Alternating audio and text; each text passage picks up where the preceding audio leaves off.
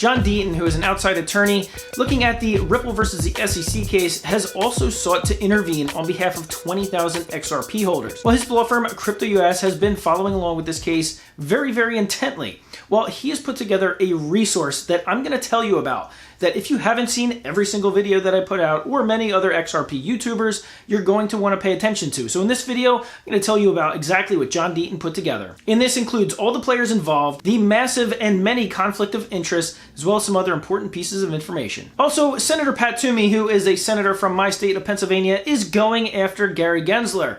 After Gensler's remarks recently while in a hearing, Senator Toomey has a list of questions that he wants answered, specifically talking about stablecoins. So he really puts the heat onto Gary Gensler. I'm going to tell you what questions he asked that I don't think Gary Gensler is going to be able to answer. And there's even more speculation that a crash is imminent, not just in the crypto market, but specifically in the stock market, the indexes, gold, silver, and Bitcoin. So Robert Kiyosaki tweeted out that he believes a crash is coming in October. I'm going to tell you why he said it and some interesting facts around Robert Kiyosaki's crash predictions. Hey everyone, my name is Randy and welcome back to the Late Night Grind. And right now on this channel, we are covering the Ripple versus SEC case, along with other cryptocurrency news, investment markets, and personal finance. So if you want to follow along with any and all of those topics, make sure you do two things. Hit the subscribe button, hit the bell notification icon so that YouTube will notify you when I release a new video. And if you're feeling really generous today, I'd really appreciate it if you do two things. Number one, smash the thumbs up button. And number two, watch this video all the way to the end. Those are really the two best things you can do to support a YouTube channel. So if you do that, I'd greatly appreciate it. All right, guys, so let's jump into it. So let's talk about the coming crash in October, that it's going to bring down pretty much all of the markets, including the Dow Jones Industrial Index, the S&P 500, gold, silver, and crypto. That's right, Robert Kiyosaki tweeted out that the incoming crash coming in October is going to affect all markets. Now, he says it's because the United States is short on treasury bills and that essentially it's going to come up short in payments to the investors of T-bills. Now, without getting into the details of all of what that is, basically what he's saying is that, listen, there is a coming crash and you need to be prepared.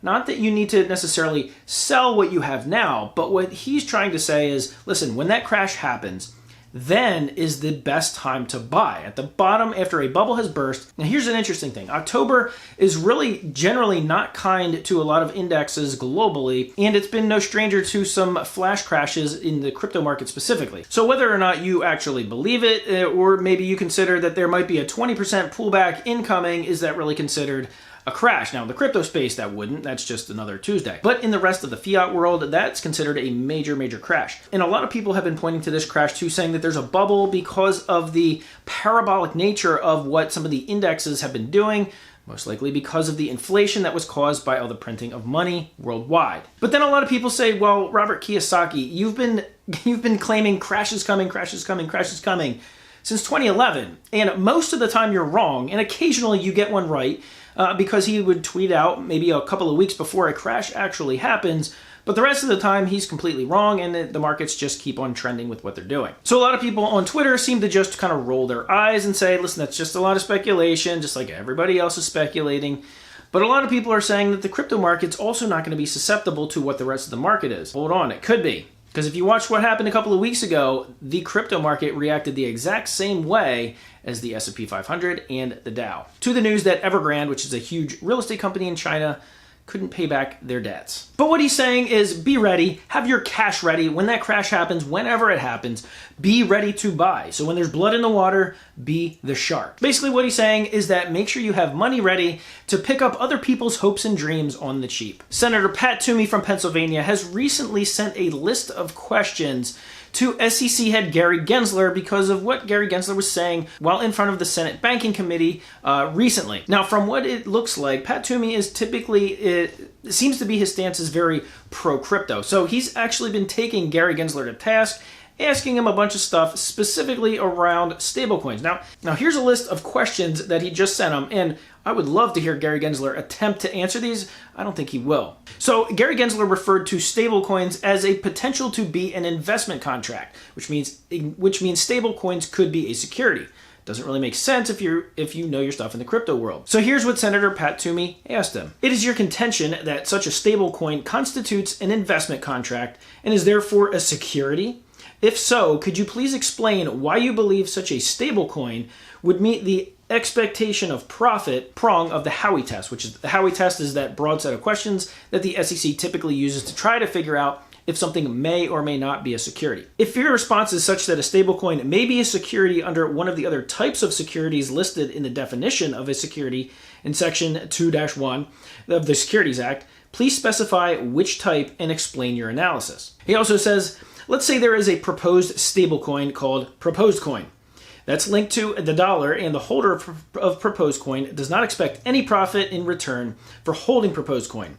The underlying dollars received by proposed coin will be held in multiple FDIC-insured bank accounts and held at thousands of federal or state-chartered banks throughout the country. Holders intended to use proposed coin as a medium of exchange for goods and services within the proposed coin ecosphere do not view proposed coin as a means of investment. Is proposed coin a security? Why or why not? Please explain your analysis. And please do not address any potential effects of proposed coin on the banking system or any systemic risk implications.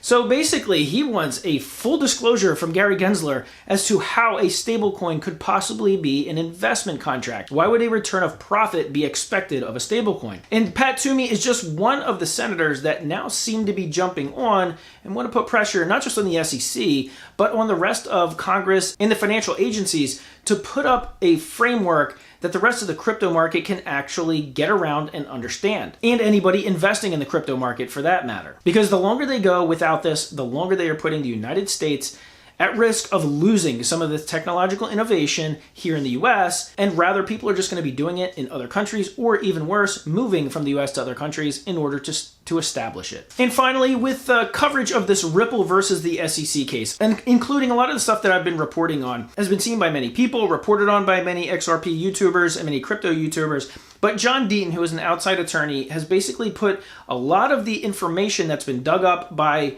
the people on Twitter and by the people on YouTube to facilitate an update where you can go check it out. So I have a link in the description below to his updated, essentially blog about it. But in it, he updates who all the players involved are, including all the updated ones, a full timeline, as well as the massive amount of conflict of interest that SEC heads and those involved with the SEC had with other companies. Now you can go there and check it out and read it. If you haven't seen any of my videos or a lot of the other XRP YouTubers, you can go and check out and get updated, not just on the case from a legal standpoint, from a timing standpoint, but the actual kind of backstory involved, because this is the kind of thing that Judge Netburn needs to see, and I think she's been seeing it from some of the documents that have been submitted, but it seems like anybody with any amount of common sense can kind of see this and see that this case should just be thrown out, or at the very least, given summary judgment for Ripple.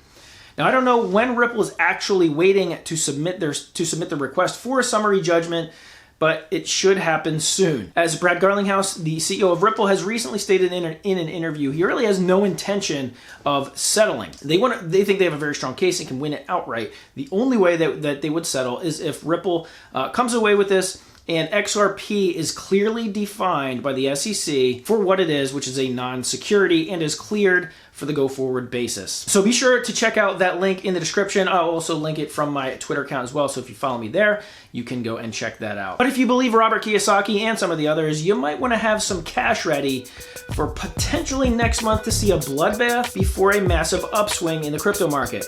Or maybe that's not going to happen at all, but let me know in the comment section below if you believe Robert Kiyosaki or not, or if he's just kind of drum up business for his books. Well, I want to thank you again for watching all the way to the end of this video, and don't forget to give it a big thumbs up. And as always, I'll see you guys on the next video.